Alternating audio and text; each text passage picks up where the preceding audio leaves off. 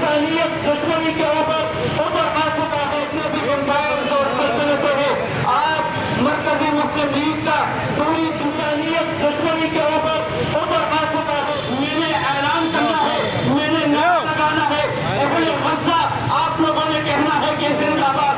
मैंने कहना है ग्लोबल समूह को पहला आप लोगों ने उनको रिहा किया जाए, रिहा किया जाए। ये 3 नारे होंगे, उसी के साथ अपनी बात को खत्म करेंगे। Israel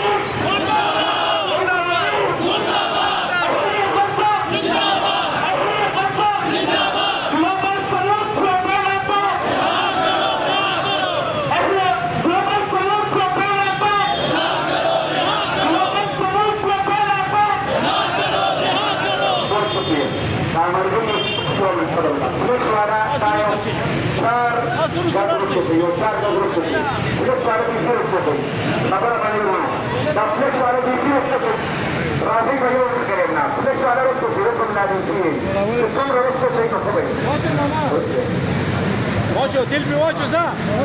Bırak Rus'u şimdi, az Rus'u ya, Rus'u kalır kalır. Baba da pişiyor ya, gel